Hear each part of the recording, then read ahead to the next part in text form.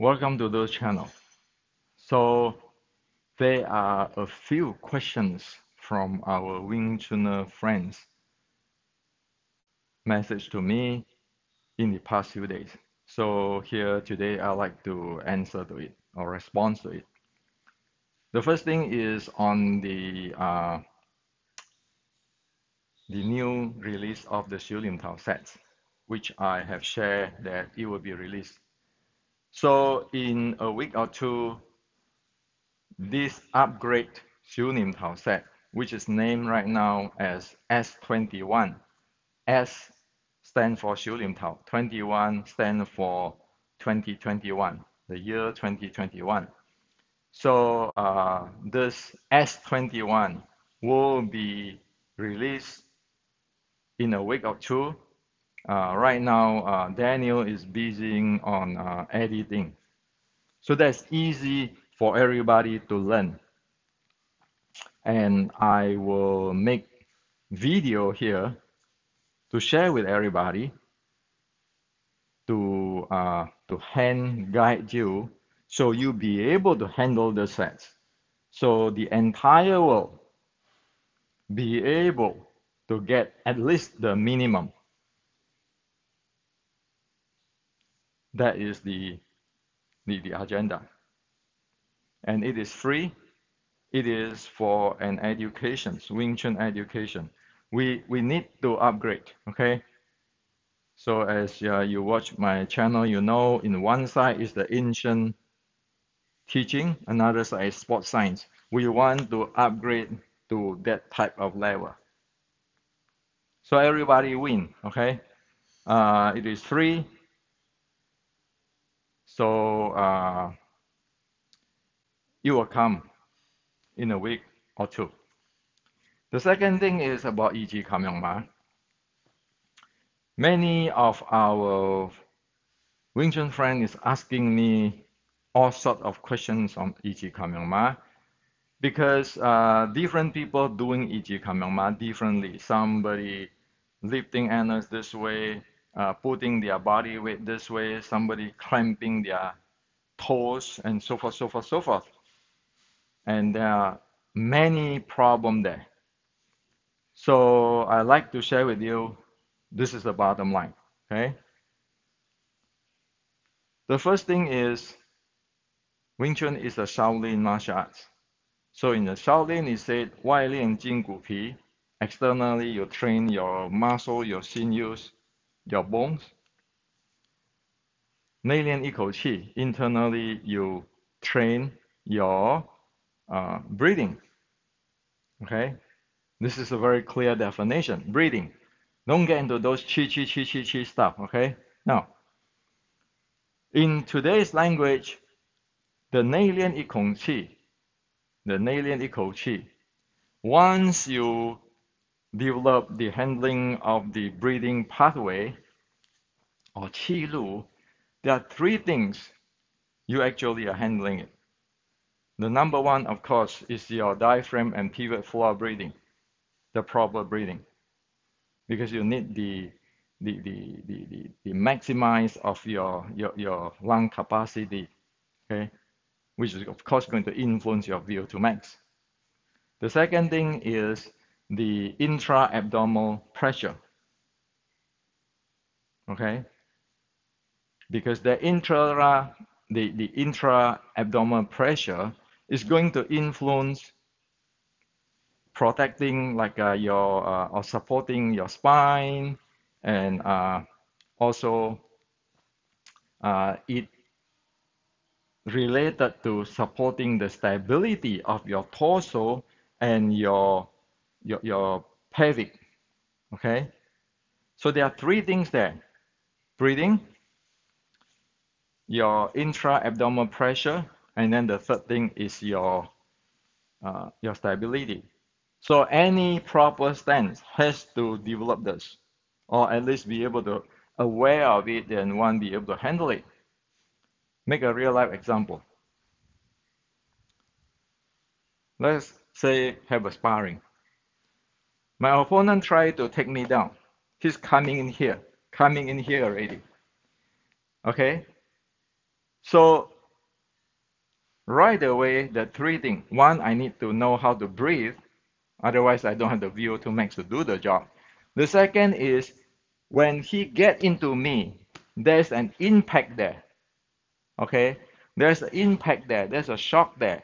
So I have to be able to handle my intra-abdominal pressure.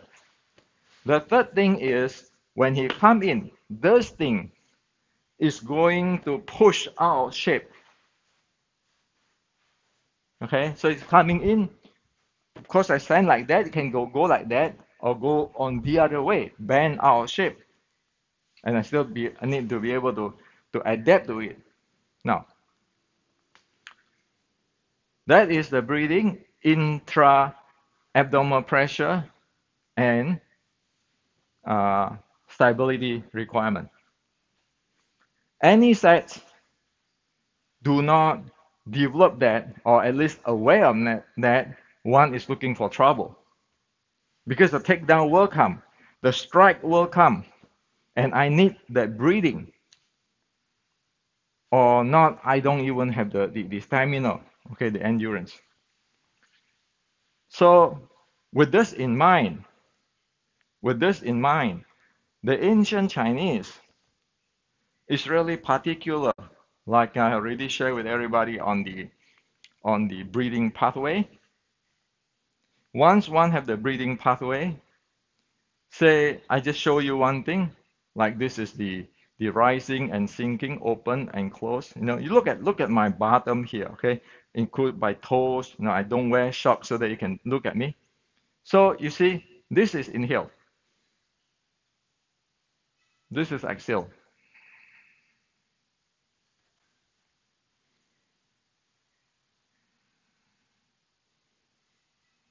So this is all manual. As yesterday I said that this is the ancient Chinese said that this is 筒子, the bucket. You need to handle the bucket.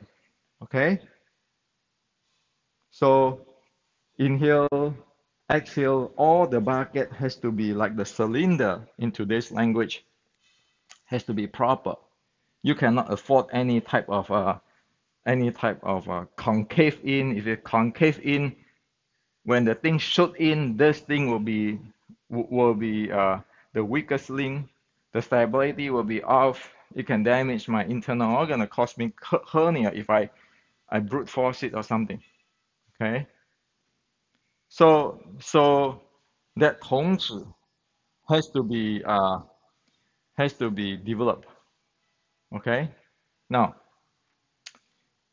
so that is you see that. Okay, this is a usual breathing. Inhale, exhale, inhale, exhale. You see the squeezing of the butt and the let go when I inhale.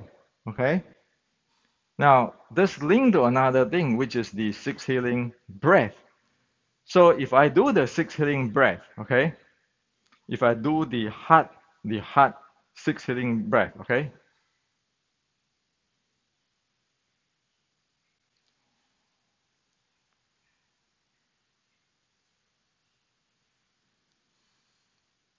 that is to relax this chest part, heart part. You see how my body and my breathing synchronize together to help the internal organs. Now, if I do the kidney, pay attention to my toes here because I'm going to grab it, okay? And you can see that.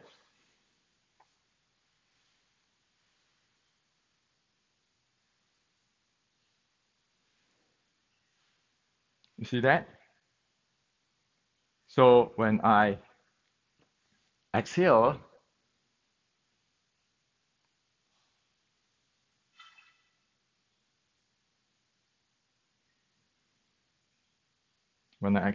I grab it. This is the proper way. The entire thing synchronized. So it never is standing like this or certain weight in stationary or use the toes to grab the ground. not those stuff, okay? Like the kidney, when I exhale, I grab the toes, grab the ground. That's because I want to lift the kidney chi upward, okay? So all of this is by design and it is dynamic. I hope that you see this. And the sixth healing breath is so good is because the sixth healing breath can use for warm up before the high intensity workout. And after an hour of the high intensity workout, the sixth healing breath can be used for cool down recovery because you're going to get a lot of oxygen in with the sixth healing breath. So if you have an oxygen deficit, and like we know that recovery can take days, so one use the sixth healing breath to uh, to balance out the oxygen deficit. Okay, so this is what the ancient have, but one need to have first the breathing pathway. Without the breathing pathway, don't touch anything because you are brute forcing the thing. Okay, we don't have understanding or awareness of the body and we brute force it. There's no. Okay, now as for the reverse breathing, I share with you what it is, but never ever mimic what I'm doing here. Okay,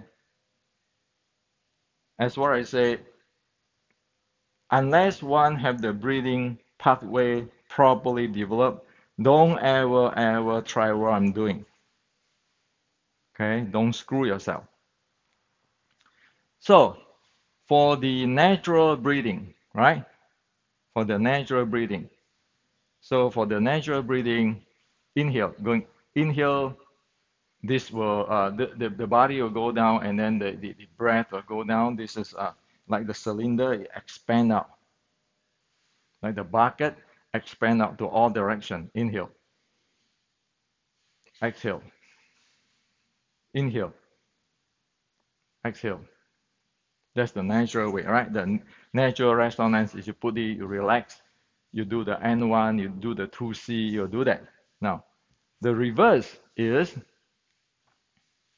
when I inhale, exhale, inhale, exhale. It is the reverse type. Okay, so in the reverse breathing, the inhale, it actually like uh, how to say that? It contract in, exhale, relax, contract, relax. Where the natural breathing is inhale, expand. Okay, expand in all direction, not just making yourself pregnant type of a thing. Okay, those are brute force. So it expands and you exhale, it contract in from all directions. Same with the reverse breathing. When it contract, it is like a cylinder or bucket contract in and then it expand out when it is exhale. Don't train this because all this thing when you inhale, you contract. There are many handling things here I didn't tell you, and I don't want to tell you. I don't want anybody to mimic this stuff. Okay, and those kind of things can cause somebody might have a high blood pressure problem or stop breathing because of they do not know how to handle this. Okay, and also the natural breathing is not Buddhist breathing. The reverse breathing is not the Taoist breathing. Don't get those. Don't get confused by those political nonsense from people who have no idea what it is. We know that in martial art today, the reverse type of breathing is used in martial arts. Why? Your intra-abdominal pressure and your stability, the core stability. There's the handling of it. Okay? For the natural, you are actually healing your body or recovering your body or strengthen your body. Up to a certain point, then you can do the reverse breathing. So I share this to you. Everybody can see exactly what it is. We take away all the magic and all this nonsense.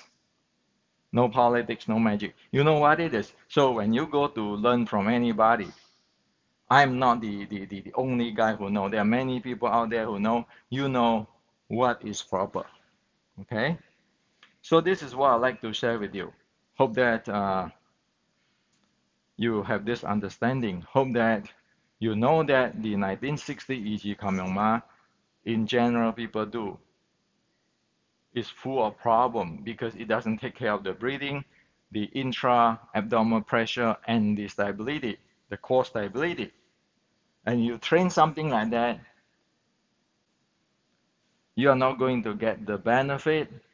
On opposite, you're going to build all kinds of uh, uh, uh, bad habit.